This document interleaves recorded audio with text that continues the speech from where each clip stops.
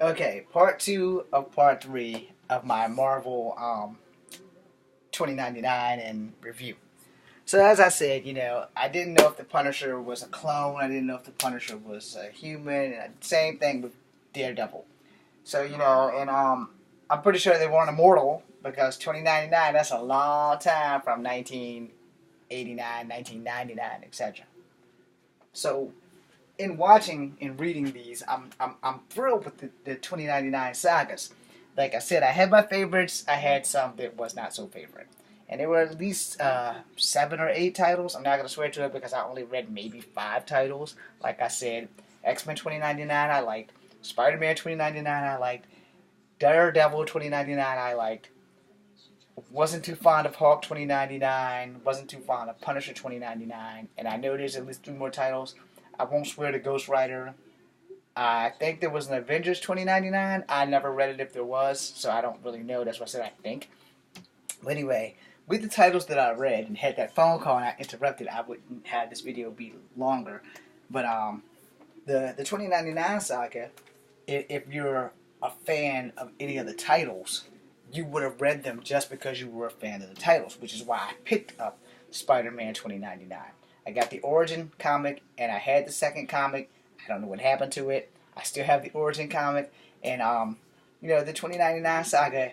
It was a new twist on things and how things would be in like the 22nd or 3rd century for the X-Men and for Daredevil and for Punisher and for um, Spider-Man and Hawk and all the other things, and they were so far away from the origin stories in which they began. Spider-Man had no reference to Peter Parker in the first 2 or 3 comics. It was all about Miguel O'Hara. Daredevil, if I can remember correctly, didn't have too many references to Matthew Michael Murdock, if I can remember correctly, and if he wasn't Michael Matthew Murdock.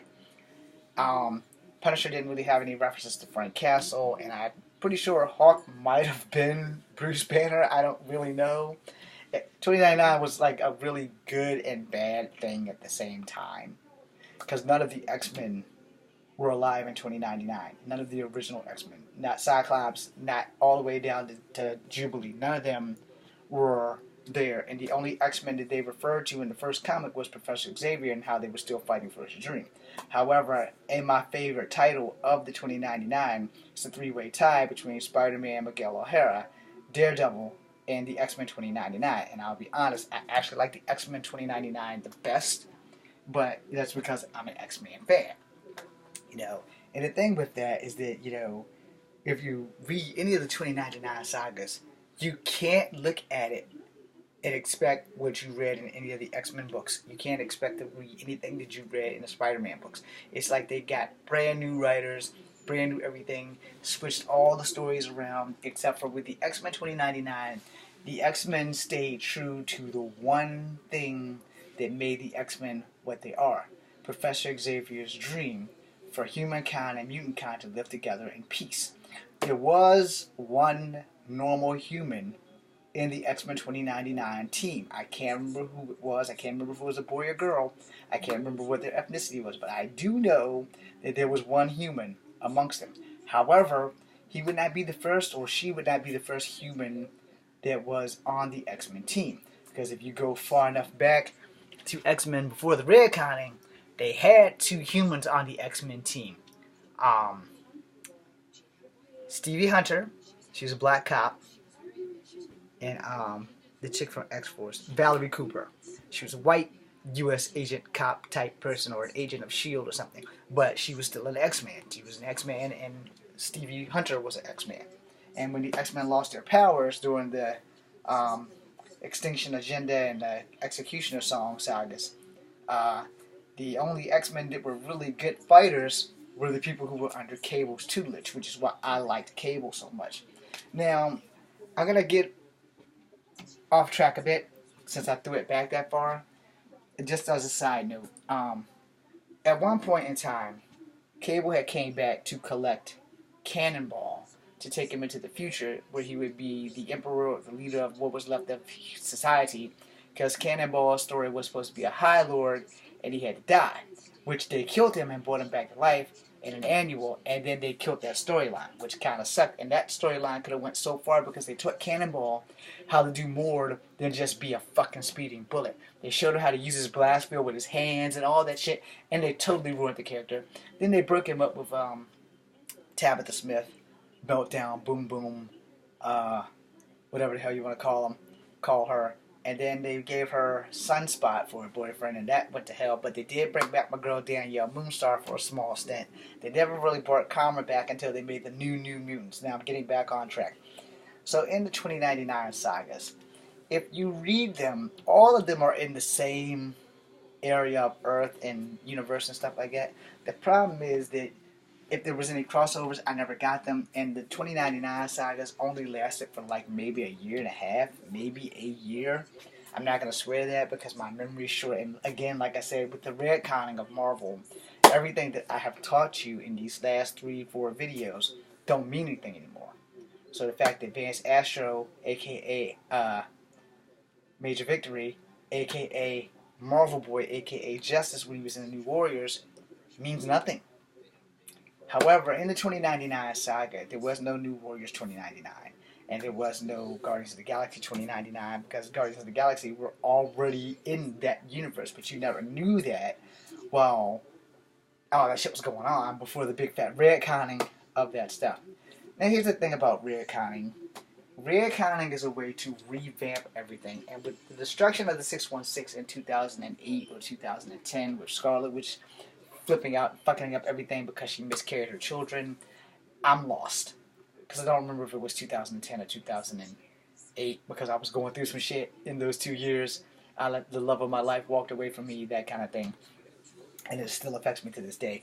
But the whole point of the matter is that if you want a really good read, the Spider-Man, Daredevil, X-Men, 2099 are where I'm going to send you if you just want a really good read. If you want to follow the storyline, the storylines after like the first 3 or 4 comics kind of like based me out a little bit because I was like, okay, they're not giving us a lot of new stuff. They're giving us new characters, but they're giving us origin stories that basically were repetitive to way back in the day when Spider-Man was in our time period instead of in his time period and shit.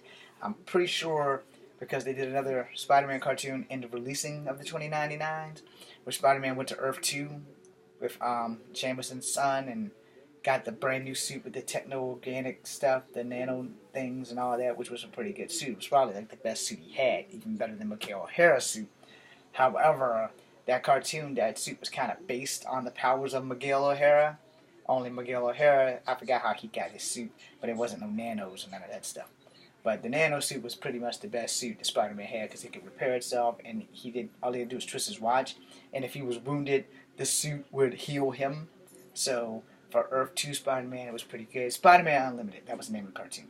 But Spider-Man 2099, the cartoon was great, and when they just brought back Spider-Man, and not the new Spider-Man that's out now for Disney, but the one where he had Agent Venom and all of those guys, he had went through the same stuff that 90s Spider-Man went through, where he went through all the universes to get Spider-Man, and then that's when they started getting rid of it, when they closed out with him bringing Miles Morales in, and that was like the final season, and then they brought the new Spider-Man in where Miles Morales was already in this world, which is kind of how it's supposed to be, because in the other saga, Miles Morales came from like another dimension and was stuck in this world, where in the new Spider-Man, Miles Morales has always been there.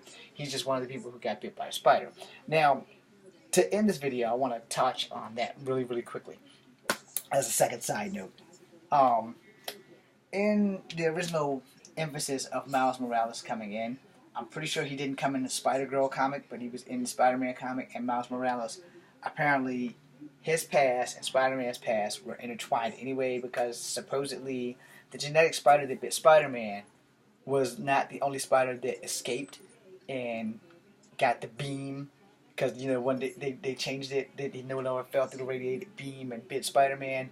They had him be genetic and was made by Spider-Man's dad and all the other bullshit that they threw in there, which is kind of what really Marvel loves throwing curveballs. But in the original Spider-Man, Peter was bit by a radioactive spider that fell into a lab while he was at a science show. That's how they should have kept it. But for Miles Morales, apparently he was bit by the same damn spider, but he didn't become the man spider like Peter Parker or something like that. It couldn't have been the same spider. So then they somehow worked it out that there was like maybe 3 spiders or something that happened because one of the spiders in a different universe or whatever bit Gwen, so she became Spider Gwen. And then in the original Spider Gwen, Spider-Man was like killed or he never existed or something. I don't really know how it is, but as a side note, for Miles Morales, for the 616, apparently he was also at the science fair and was bit by either the same spider or a different spider, and it's all a big CF. Which, again, none of it means anything after the clusterfuck Redconing of Marvel. So, thank you guys for tuning in. And, there's a lot of videos that will be released by people who either work close for Marvel or comic fanatics like myself. However, their information will probably be more up to date because at 45 years old, I stopped reading comics way back in 2010 because they started retconning everything and started changing everything. And I'm gonna make one more video completely about some of the retconning of DC now. So thank you guys for watching. I'm James Williams Sr., Scout Family number 2. Be seeing you. And you guys can fact check anything that I was fucked up with so y'all can correct me, and that would be fine. Thank you.